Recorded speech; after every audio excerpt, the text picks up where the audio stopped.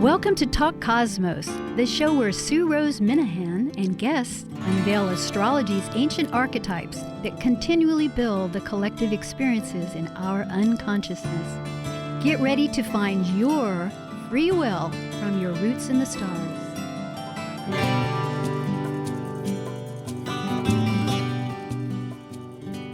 A happy, joyous 2020 New Year. This is January 4th, 2020, and the repeat will be January 9th at 6 to 7 a.m. And we have a brand new panel that's kicking off 2020 for Talk Cosmos, and it's called the Cosmic Moon Panel. And it'll integrate every month the new moon and the full moon, which happens approximately 2 weeks apart. And the full moon's always in the opposite sign.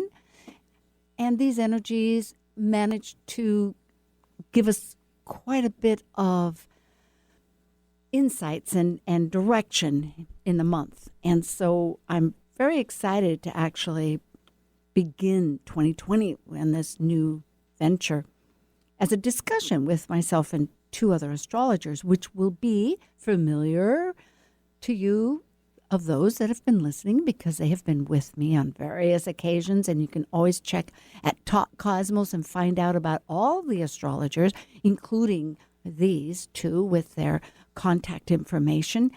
They give classes and they give consultations and various other wonderful abilities and capacities that each one of them hold. And those two astrologers are Elizabeth Muschett of Camano Island and Marysville in Washington, just north of Seattle, and Sara Stromley of Redmond, Washington. And so this, and I will tell a little bit more about them in just a moment, but this solar eclipse, in fact, they're not just the new moon and the full moon, but they're solar eclipses because it does relate to the nodes. And for those non-astrologers, that's something to find out, but it is very amazing energies. They're points. And they're in Capricorn and Cancer right now, so all our eclipses are in those signs. And at Christmas, here on the West Coast, Pacific time, it was in the evening on Christmas Day, December 25th at 9:13 p.m. However, if you're on the East Coast, Eastern time, that would be 3 hours later. So it would be right after midnight on the 26th at 13 minutes after. And so that one was at 4 degrees Capricorn. We're speaking on the 4th. So this is right inside this solar eclipse season, as it's so often called. Because on the 10th, which will be the day after our repeat show on the morning of Thursday, the 9th, is this lunar eclipse.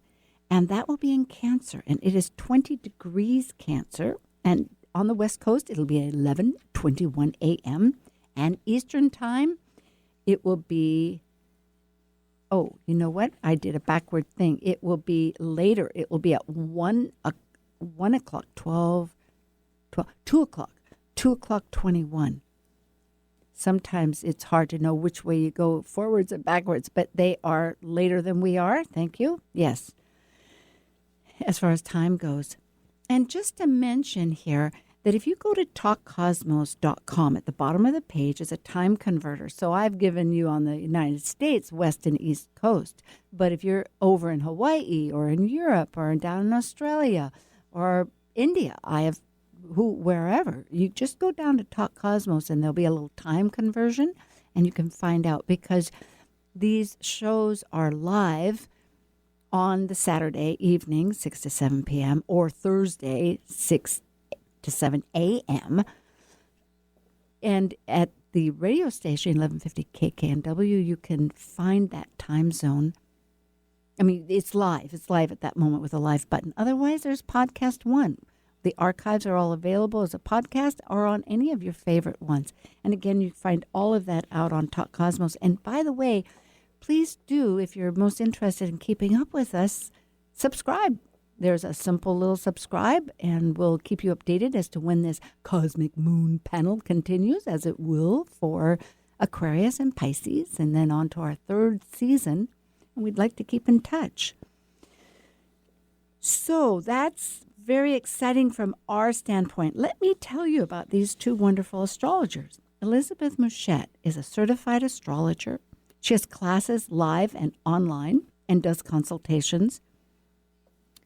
She's an intuitive tarot reader involved with or without her astrology. She's a co-author of Gateways to Change 2018 and Beyond, the keys to navigating the seas of life using numerology and astrology, just published this last August.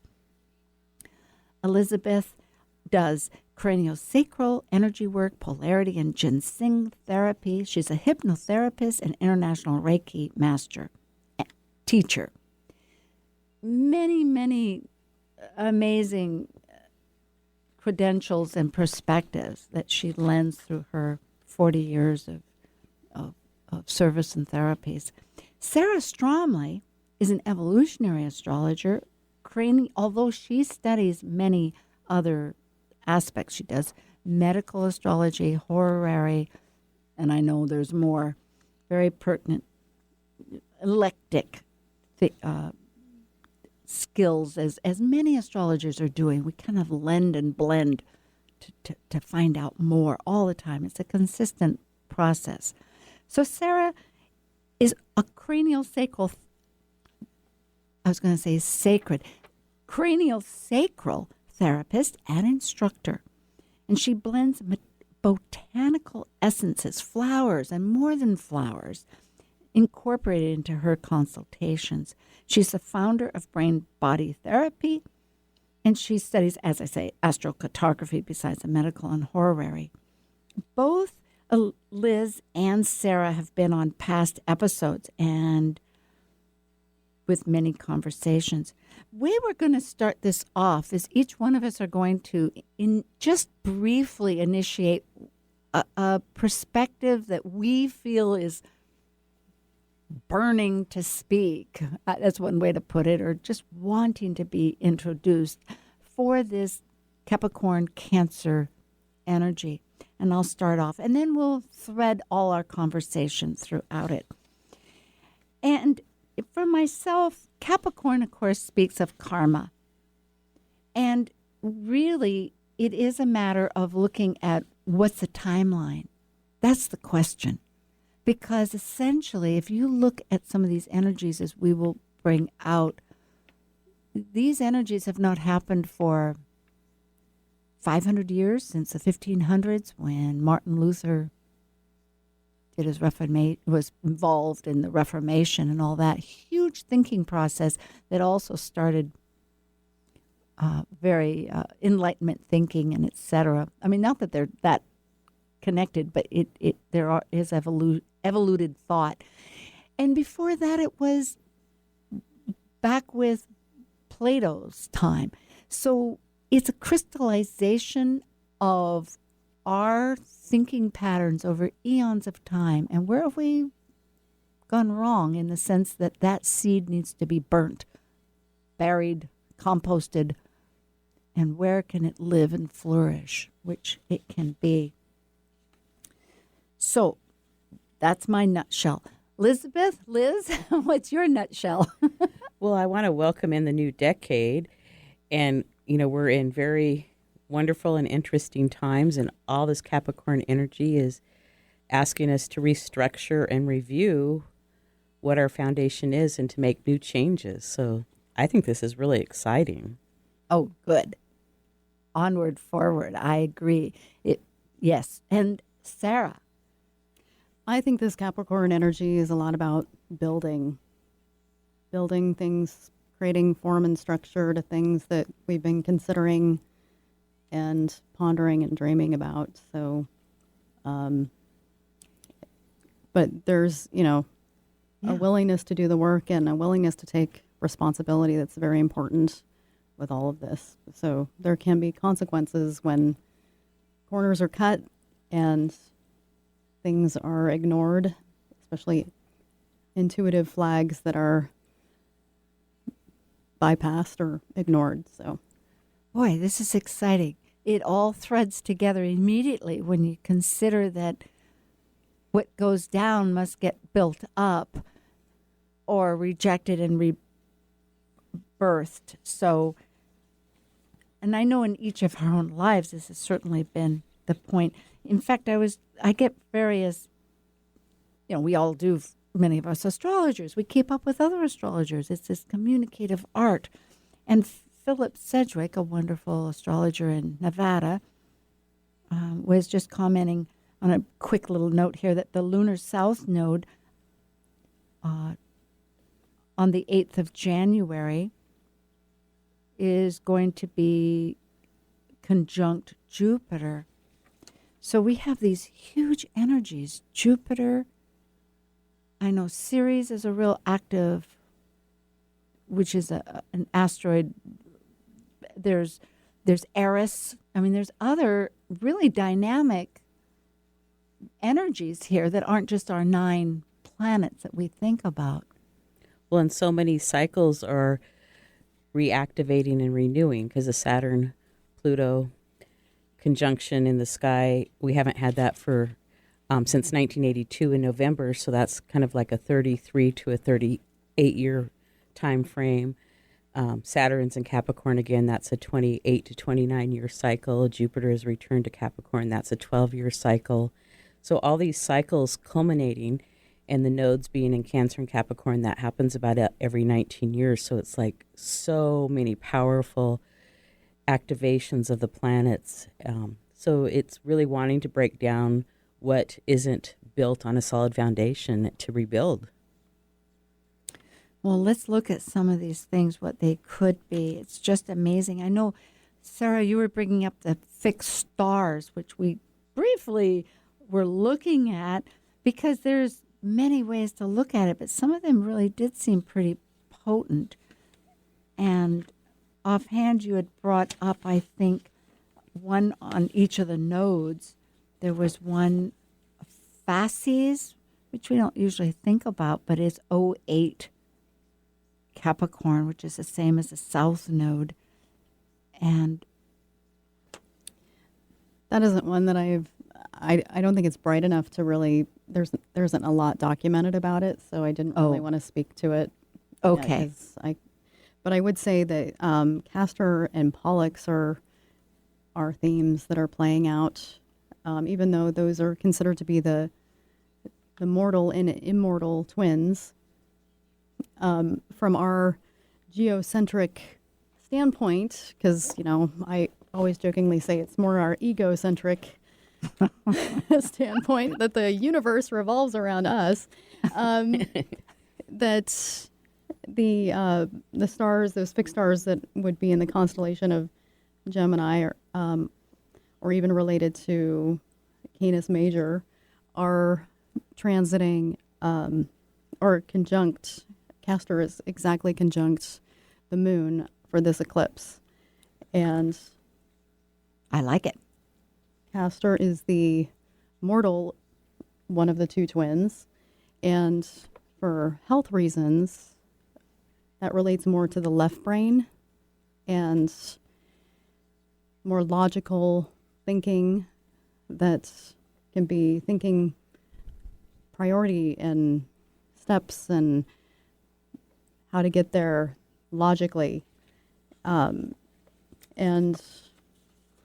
Pollux is just far enough along to be exactly opposed, that Pluto-Saturn conjunction.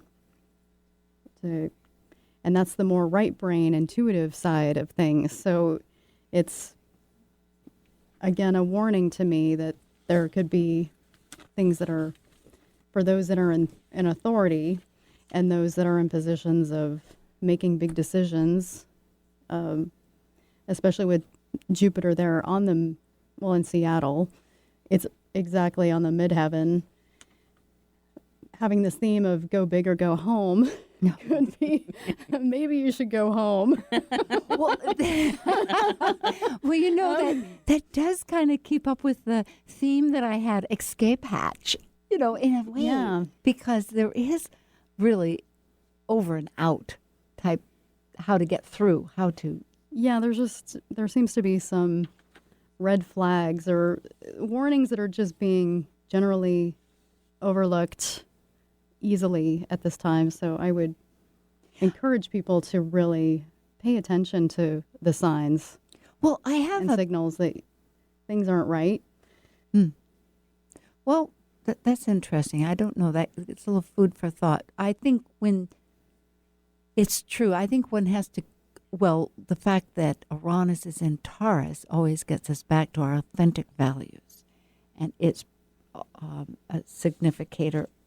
Well, I say significator, but it's in this chart for, between the two charts, quite at 2 degrees Taurus or early Taurus.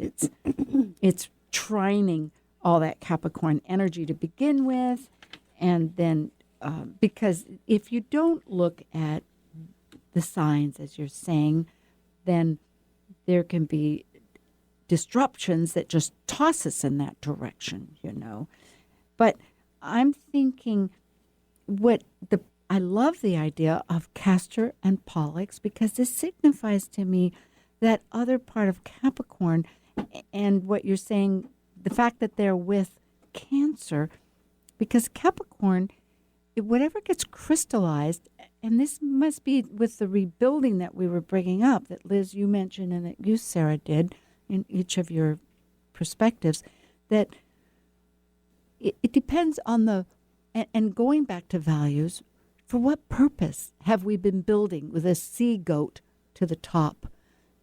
Has it been for only oneself's claim of fame and energy and purpose and validation, or is it for the group, which is the next sign of Aquarius, that the ancients also thought Saturn ruled, and that now Uranus does for authenticity, which is one way of looking at it. But the fact is that if we're, again and again, I've heard other astrologers, which has been always my thought, that being as we are beings of spirit, spirits incarnated, that we have this intuitive side. And so the fact that Castor and Pollux, the proverbial twins of communication between the spirit of below, the underworld, where one died in their tail, and the immortal could not live without. So they were unified in different themes, whether it was for a day or a time, traveling back and forth. So that's our energy too, is connecting with our spirit, and maybe looking into the past as to where did we fall off from the spiritually connected. Yeah, with any full moon, there's a tension there. That's that opposition of, what is creating vitality, what's creating energy versus what's supporting the core needs of the person. And that could include emotionality and all that. The sense of, and Capricorn, the dynamic of Capricorn and Cancer is family and mother, father, that dynamic as far as, who's nurturing and who's setting the boundaries as well. So that opposition seems to be very intense at this particular time. And there seems to be also a square to Juno, which is an asteroid that involves Hera, the wife of Zeus, who was trying to frequently call into question particular boundaries with things. And so I think there's a dynamic of saying, whoa, let's check in here. This particular eclipse path goes over Tokyo. That's where you can see it the most distinctly. And I was reading a recent news article in Hong Kong. There's been a number of suicides that have been happening because of such extreme work conditions that in these electronic businesses that are and factories and that type of thing in China. So there's been, even though there was American leadership that went over to examine those conditions, they didn't do anything about it. And then there was 8 more suicides that occurred very recently, even after that. So I think there's this dynamic of people, it was mostly a protest to saying, we can't work 14 to 16-hour days with a 30-minute break anymore. Oh, yes. Oh, my goodness. And, just the work-life balance, like, we can, if you want us to make more taxpayers, and you have to be able to give the time and care so that they know how to read, know how to write, know how to function and have developed great behavioral skills and have a level of emotional intelligence, and you can't do that when parents are working multiple jobs or crazy hours as this dynamic of do more, bigger, better, faster. So I think there's this dynamic of really wanting to call all of this into question. Yeah, for material. The work-life balance. Exactly. And then Pluto and Saturn are very prominent in the full moon chart of the eclipse because they're only a couple of degrees away. And it's like, I liked how you said go home, because Pluto is kind of asking you to let things transform and have a rebirth. And whether that's, to start fresh and new or to pass on to the next dimension, it can work both ways. Yeah. So we're in exciting times and times of a lot of change is happening. Oh, unbelievable. I mean, just looking at the news, I often bring little clippings, but I didn't even do that. There's so much information right now. And, looking back, we brought up this fact that the 1500s with Martin Luther, and then back around 300 BC, and that year is off. It's somewhere in the 300s, where I think Confucius and Plato, big, of thinkers of amazing spiritual essence, in both cases have that this times is paralleling. And so all these events, such as the boundaries that you brought up, Sara, with the parental thinking and those are just what I'm really wanting to emphasize, is that it's the spirituality that kept coming forth, and I think is coming forth now from what I understand. There's a greater energy that's being recognized further and further, so that we aren't isolated, whether it's through the communication, like you say, with the Gemini twins, communication telling us, and in this new cycle, because a lot of it is the struggle with the focus on materialism and that within ourself. And Pluto, as you say, Liz, reminding us it's purging. A friend of mine, a dear friend I've known for so long, not into astrology at all, but we were chatting, and she sent me this little cartoon that she just loved, which is so unusual. She doesn't do, but there is this man taking off the calendar, turn of the year, tossing it. It says toss into the waste paper basket, then striking a match, burning it, and then it says purge, purge, purge, purge. It is really. Well, in blending the spiritual with the mundane life and the family with the work life, I think we're taking looks at that, of how it's been working everywhere in the world, of like, in Hong Kong and China, they work too much, and so they need to have some family time and together time and personal time, and how oftentimes here in the United States, people will work right through their vacations and won't even take a vacation. But from my understanding in Europe, it's pretty much mandatory that you take your vacation, and usually a vacation is a month, not just a week or 10 days or 2 weeks. It's a lot longer. So merging those energies together to create a new paradigm. Exactly, that word. In fact, there's Philip Lindsay. This is a different Philip than Philip Sedgwick, and he's pretty esoteric.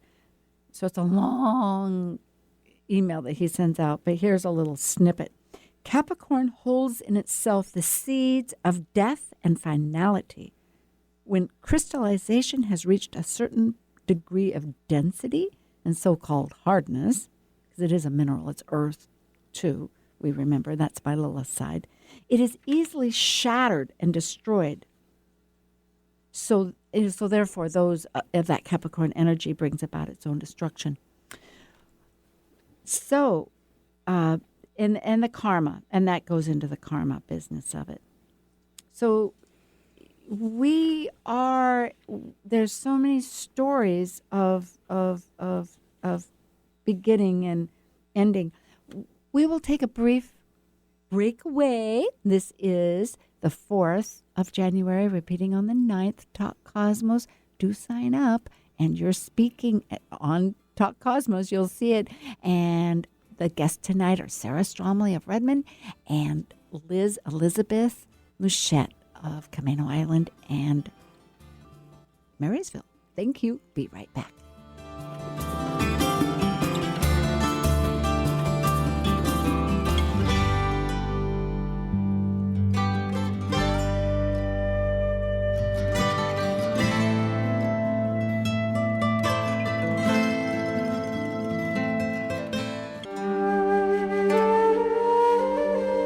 While we take a break from this week's edition of Talk Cosmos, let's take a look at this cycle's archetype.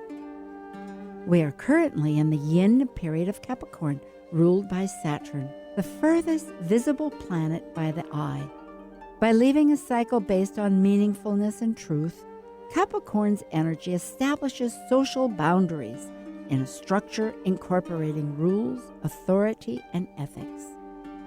As a cardinal earth sign depicted by a sea goat climbing from the sea up to the top of a mountain, Capricorn overcomes fears through goals and ambitions to achieve mastery. Hi there, this is Shannon Hayes from Seattle, Washington. I'm an evolutionary astrologer, and you're listening to Talk Cosmos on Alternative Talk 1150 AM, where we unveil astrology's ancient archetypes that continually build the collective experiences in our unconsciousness. Alternative Talk 1150, local talk for the body, mind, and soul. Hello again and welcome again. This is January 4th, Talk Cosmos, and we're talking about Cosmic Moon Panel with Liz Muschett and Sara Stromley and myself, Sue Rose Minahan. And we've been talking about the full moon of Capricorn around the holidays, right at Christmas and after. And now coming up on the 10th, this remarkable stellium with all these planets in Capricorn. That's an immense time since the axle time of 300 BC. And then again with the Reformation, it's huge. And of course, we'll be talking about it all the time. I mean, astrologers in this world, as we're trying to understand, because as Talk Cosmos, I might bring up the purpose of Talk Cosmos is connecting intention and meaningfulness to better understand our free will. So I really am thrilled to have this panel with both Liz and Sara to talk about the moon energy. The moon is our source of emotion and our private world and our families in the beginning. It's so potent. And right now we're all in this energy of the North Node in Cancer, finishing it up until May, where these energies are still how we are transforming. Well, it's one way to look at it. It's one evolutionary way to look at it. So,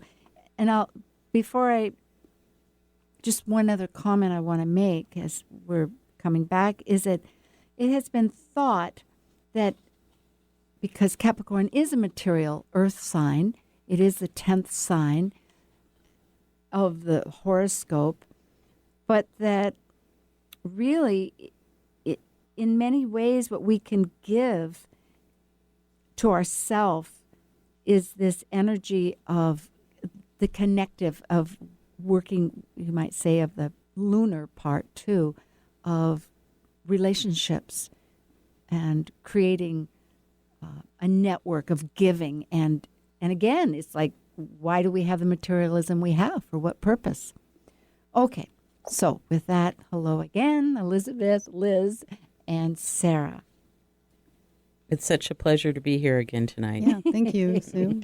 Yeah, I look forward to all this. You both come up with wonderful viewpoints. And so now, Sara, you were mentioning you had a couple of flowers that you wanted to bring up that might be helpful for people through these Yeah, I times. was going through my inventory and I was asking the question of, what is really useful and kind of speaks to this particular time and this particular eclipse that's happening on January 10th. And there was one that was pulling for me to mention, and it's called Solomon's seal. It's also known as dropberry or sealwort or seal root. It's a delicate white bell-like flower that appears in the deep wet regions of North American forests. It's given the name Solomon's seal since a dead fallen flower looks like the sixth seal of King Solomon. The American Indians and ancient herbalists have used the roots of this plant as a tonic for stubborn conditions like lung disorders, difficult bone healing, inflammation, bruising, edema, hemorrhoids, various mucus type conditions. And it even has a cosmetic effect of lightening the skin of freckles and skin discoloration. So I only suggest working with an herbalist or doctor for proper dosage, though, and avoiding prescription complications there. But as a flower essence, I may prescribe for certain instances of clearing mental fog and self-denial. It powerfully awakens intuition, opening the etheric third eye, so to speak. So for those willing, they can clearly see the whole truth of the matter. And it's even possible to become aware of the very beginning source of an issue and how and where it flows and where it deposits to. So where Solomon's seal essence is most activated is when people are taking this and repeating, I'm willing to see the whole truth, no matter how difficult this may be. What do I need to know? That is so pertinent. In fact, I'm wearing blue today. Blue is supposed to be to see the truth. I took color Sweet. Energy work, yes. And sometimes when you see the truth, it's like your own truth that may be not so truthful. So what you're saying, too, correlates with that. And that's really the Capricorn energy that we're all talking about. Because if it's crystallized, if it breaks, it's because it didn't have enough support, really. And what isn't the support? It's linking into our intuitive. And because again and again, we realize that since the 1500s with Age of Enlightenment, I mean, granted, everything happens for purposes, so it's not that it's demonized by any purpose, but if it's accentuated too much without that give and take, it becomes unhealthy, it's unbalanced. And so to only say, I think, and therefore I am, it doesn't give that, it's a linear process. And what I'm getting at is that we are this intuitive self that is, just plain is. And they can work in tandem. And so bringing up flowers is another way of realizing that there's many ways of being supported. It's not just looking at charts. And even if I'm looking at charts, there's an intuitiveness. One learns with things. And it's not strange. It's part of who we are. And that's wonderful. That will be quite an insightful. There was another one called spotted coral root, and it's an orchid that grows in dark, swampy regions and feeds entirely off of decaying matter through a unique relationship between parasites and fungus instead of the usual photosynthesis of sunlight. And it's been studied and used medicinally in instances of antibiotic resistance and those experiencing hormonal or biochemical shifts that accompany dramatic mood swings. So spotted coral root speaks to me at this time for how it grants a greater awareness and the need of a message of dis-ease. And when working with clients, I often find just the recognition of disease is many times based upon the timing of a painful condition or situation when that came into full awareness. With this recognition, the very lesson of disease can bring a message and quickly on some subtle levels. So, that particular issue is no longer necessary to appear physically. Yes. And spotted coral essence supports the quickening of that awareness of why we create pain and allows a decomposition and breakdown for something more useful. Well, those are both very supportive. Thank you, Sarah. That's Sara Stromley, and you can find out about her at Talk Cosmos, and same with Liz Muschett. And, that brings up some of the going to the chart now. On the 10th of January, because I was just thinking offhand, Ceres and Eris I know are important. But Liz, I know you've looked at that quite a bit. Other than that, what points do you think are... Well, it's an interesting chart here for Seattle because Cancer is in its natural house, the 4th house, and Capricorn's in its natural house, the 10th house. So again, it's emphasizing family, your foundation, your emotional nature, and the 10th house, your career, how you're seen, public image.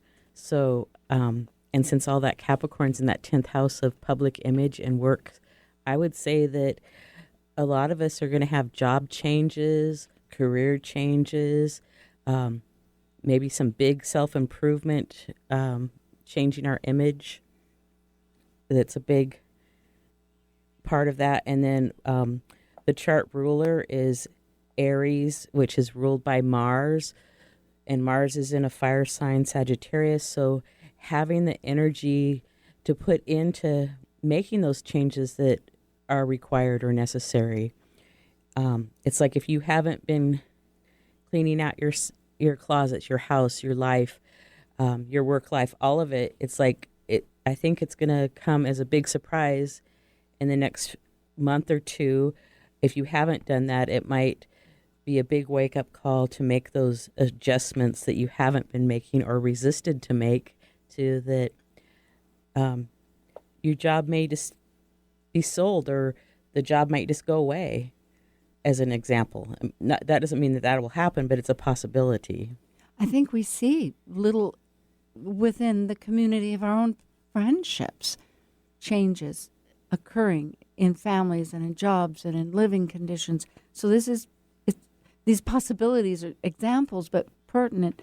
And one does, and this, again, just to mention to people, we're speaking of the East Coast. That's where, not East Coast, on the West Coast, thank you. We're here on the West Coast. We're not, yes. And that's where the rising sign is in Aries. So these planets are like, almost like in whole signs. They're like in the house that they would naturally be in, really accentuating, like you say, these energies.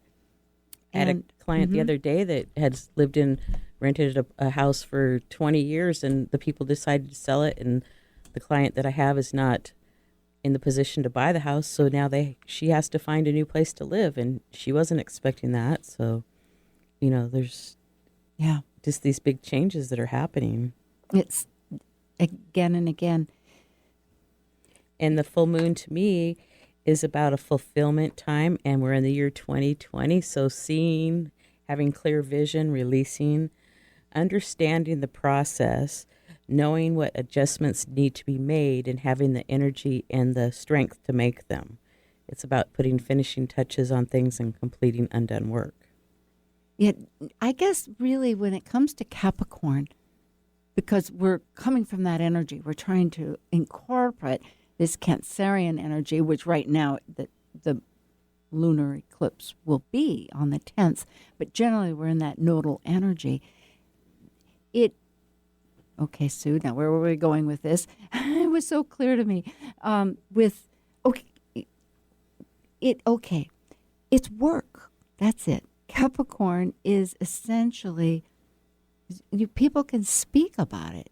If one isn't Capricorn, because we all have Saturn, we all have Capricorn somewhere in our house. It's something, we're all part of the human species.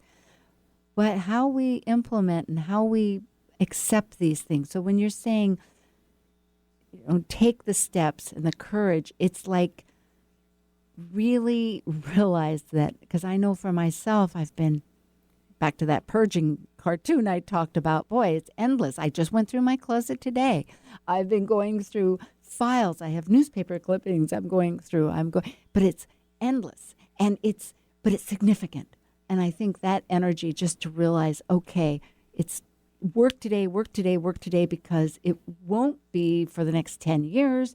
It's going to shift, but done now clears the way.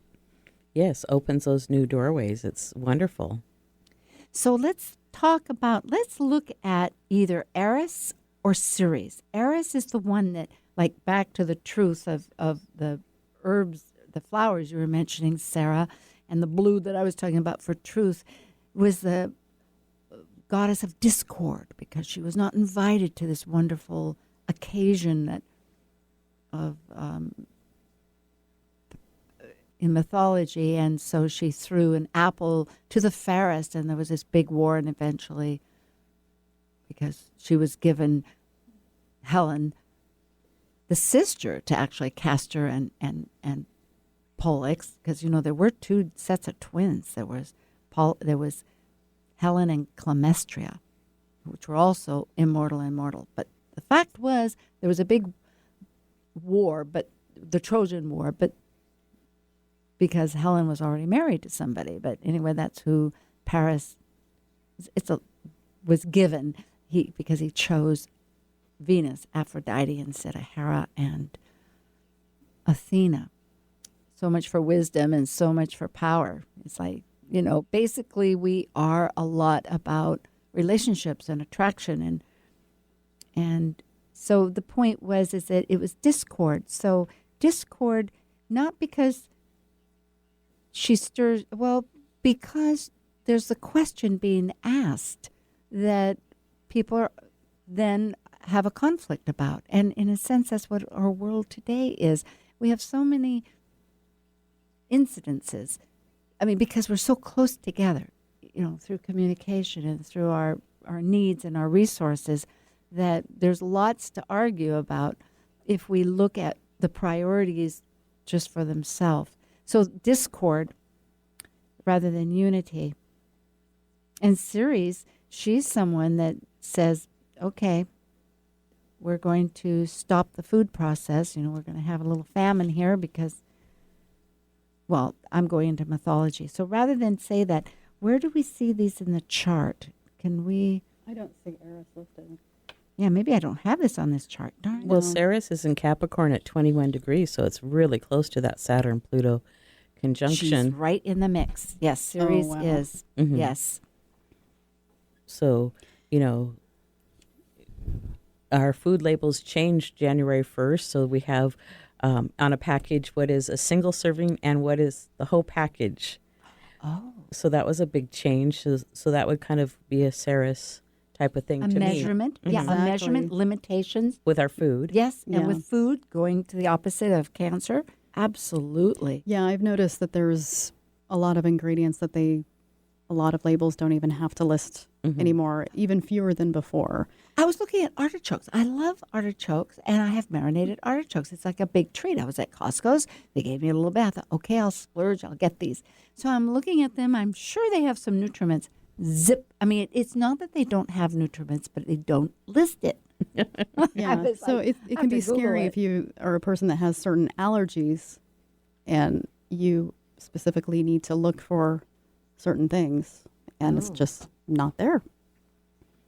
Well, then again, it's accountability and karma in a strange sense, perhaps, that we need to take, like you had brought the responsibility, which is so essential to the Capricorn energy. It's like really, if anything gets done, it has to be with ourselves, instead of projecting out to whoever else. And doing the research to find out what is in something, because sometimes they'll name it something else, but it could be something that you're allergic to, but you have to know what the 500 names are that can be used for that particular thing that's you're Sugar allergic is to. a huge one like that. It goes into Maldrex and glucose and Oh, yeah, they have probably 20 names for sugar or more.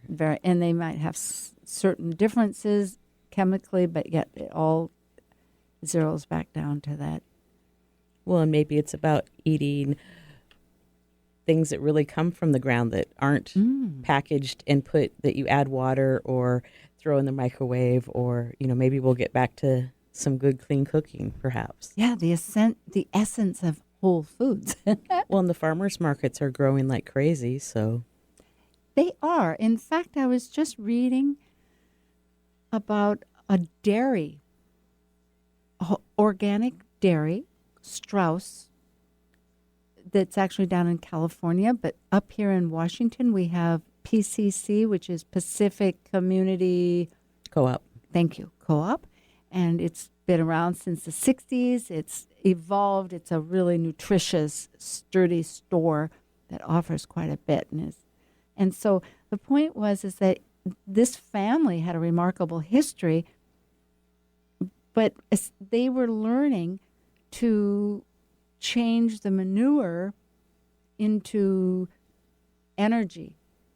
Again, that's just one little facet of it, but that actually small organic farms could be such an instrument for helping with climate and everything.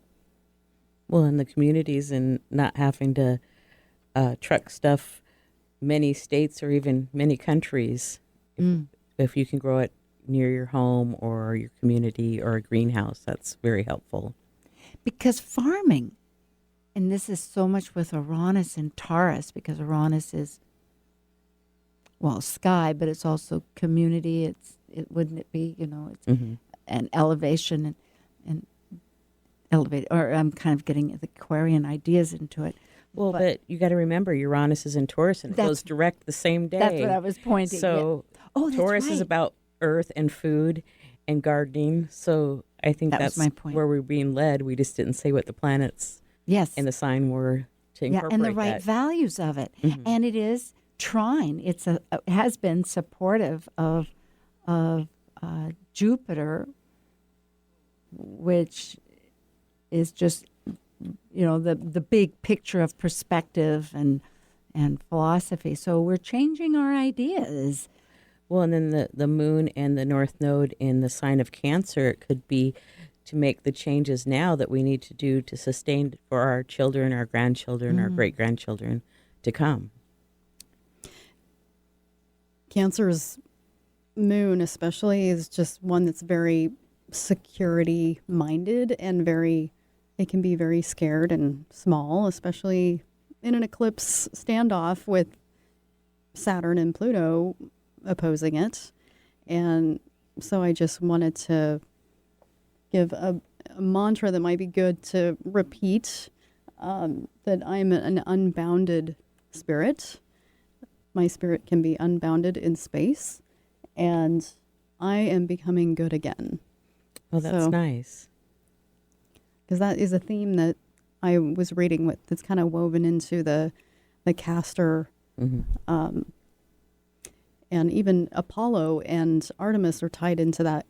They're interchangeable with the different myths with Castor and Pollux. So. Aren't they brother and sister, Artemis and Apollo, I think? Yeah. Apollo is the sun god, and Artemis is the huntress. Yeah. But yet in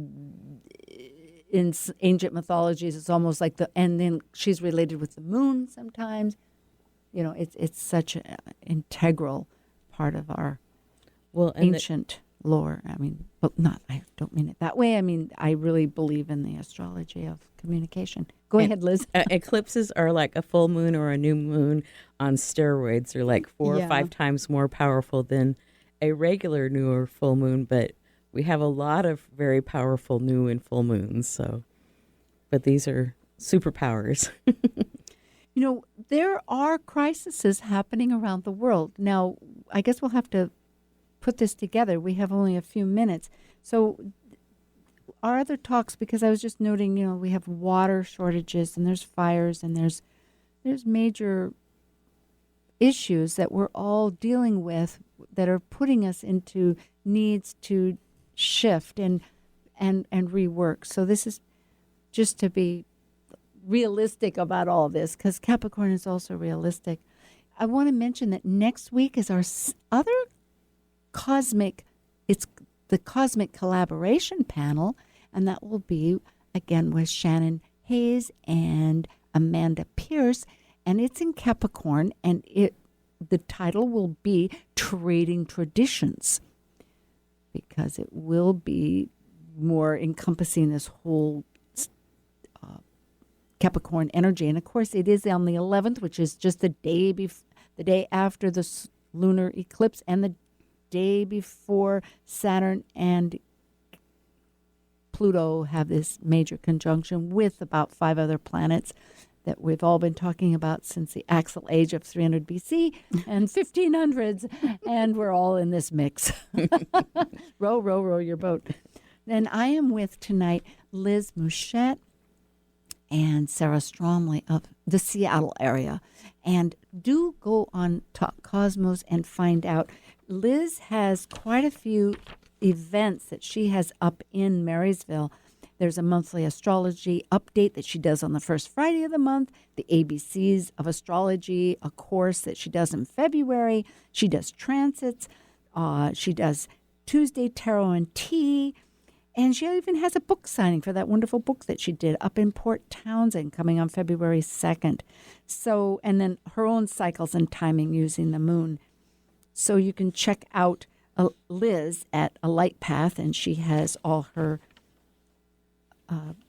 things there. And Sara, contact Sara for the Cranio-sacral, and she's venturing out on a new with courses coming up and other energies. So we'll keep in touch, but always does a lot of work with incorporating other flowers. Gotta enjoy those. You can eat them too, although I don't think she talks about that.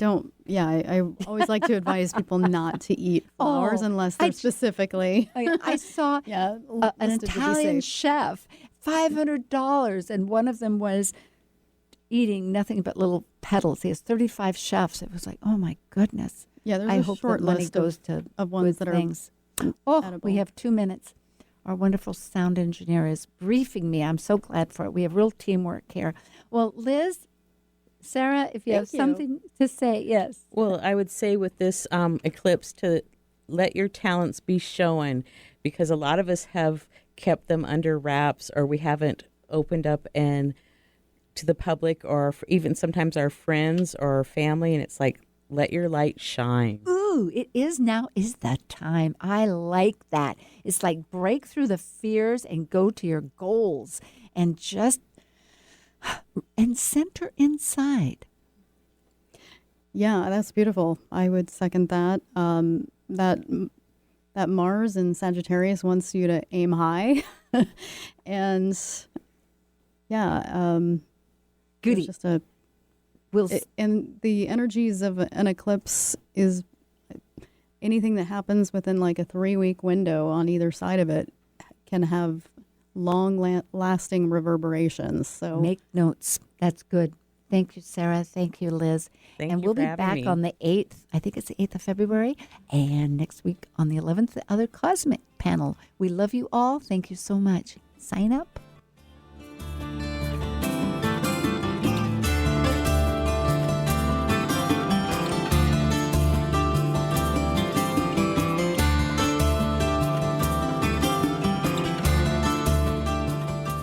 Thank you for listening to Talk Cosmos, the show where Sue Rose Minahan and guests unveil astrology's ancient archetypes that continually build the collective experiences in our unconsciousness.